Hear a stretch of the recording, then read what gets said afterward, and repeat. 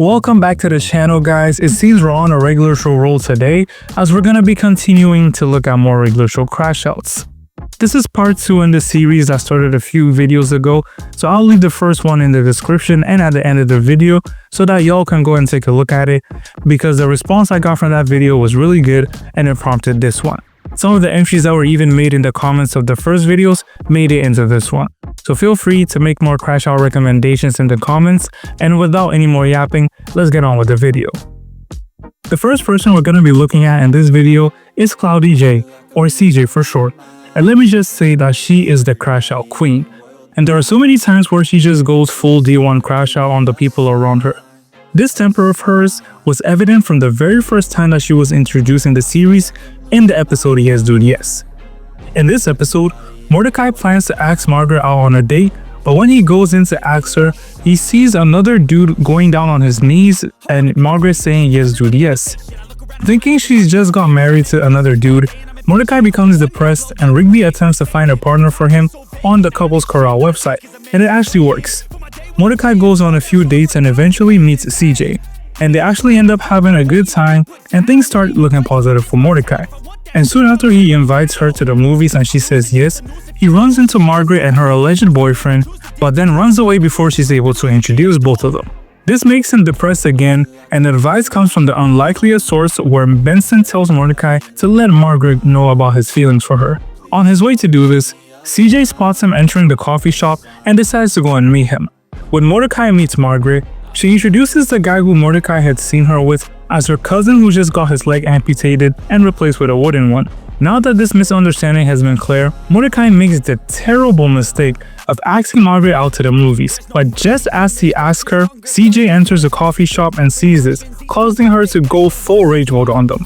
And now CJ is understandably pissed and heartbroken because she doesn't understand. And now Mordecai is caught between a rock and a hard place. That is CJ and Margaret. And every word that comes out of his mouth just seems to make everything worse until CJ has had enough and becomes a literal cloud of lightning and winds, pushing everybody off their feet and destroying the coffee shop. Things are only relieved when Mordecai gives her a heart-to-heart message about not liking CJ in a romantic way yet. Mordecai ends up losing 2 birds with 1 stone, but hey, at least he got to go to the movie with Margaret's cousin at the end of the episode. I admit, CJ did make some presumptions and shouldn't have jumped to conclusions, but Mordecai asking her out first and then dishing those plans to Margaret as soon as he sees her is messed up on so many levels. So to me, CJ was definitely warranted in becoming a storm and low-key destroying the coffee shop. The next crash out that we're going to be looking at in this video is from the episode Fuzzy Dice, where the gang at the park try to figure out what to get Pops for his birthday. Pops comes in while they're still deliberating on this and tells him that he wants Fuzzy Dice from the Fun Fun Zone as his birthday present. So they get Rigby to dress up as a kid in order to get into the Fun Fun Zone and get a dice. They're told that in order for them to get the dice, they need to win 1 million tickets because they're not able to buy it with actual money. So everybody splits up to play different games in the zone, and after a convincing montage of Mordecai, Rigby, Skips, Fives, and even Muscle Man playing games, they're left with 20,000 more tickets to get the dice, but they only have 1 token. They narrow it down to play Skis Balls, since they consider it to be the only game where they can use the token to get enough tickets if they play well enough, and they actually end up doing it. And when it's time to present the dice to Pops, out of nowhere, the animatronics that were in the background playing music come alive and snatch the dice from them.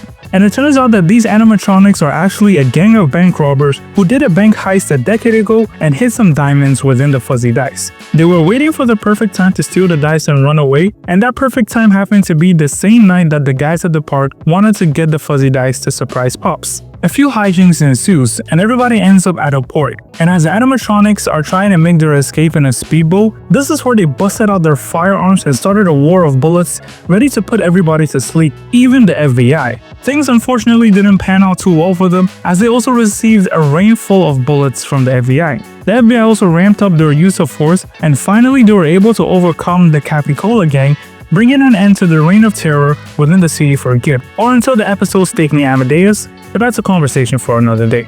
And in terms of whether this rampage was needed or necessary at all, I honestly think it wasn't. And I also think that it didn't even escalate to as bad as it could, because the FBI really came in clutch for Mordecai, Rigby, and the others. I mean, there were so many ways that they could have easily disguised themselves to get the dice from the fun zone. They could have literally waited till nobody was in the shop or nobody was in the fun zone and then slowly made their place to the prize wall and taken the dice and run away. They did not need to go all out like this with the guns and in blazing fury. The next rampage that we're going to be looking at is courtesy of a one-time villain that appeared in Season 3's episode, Trash Boat. But in that episode, Rigby is watching a show about a band, and the leader of the band says the secret behind his success was changing his name to The Urge. Naturally, Rigby wants to do the same thing, so he looks around the house for 2 random objects and ends up settling for a trash can and a painting of a boat. He then goes on to change his name to Trash Boats.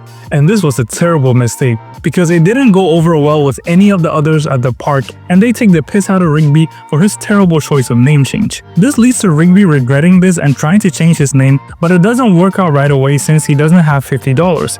So he ends up trying to deal with it, but man, it is not easy for him. And as Rigby tries to raise $50 for his name, every place he goes to get work rejects him because of how bad the name is. And when all hope seems lost and his face even appears in the newspapers, the unexpected happens when a cyborg appears in front of him while he's crying in the streets. It turns out that in the future, Rigby, or should I say Trash Boat, is not super famous because of the name change. And The Urge, who was the leader from the band that was mentioned earlier, has fallen off and become irrelevant because nobody cares about him now. So he travels back in time to stop Trash Boat from changing his name, and this is where he starts crashing the heck out.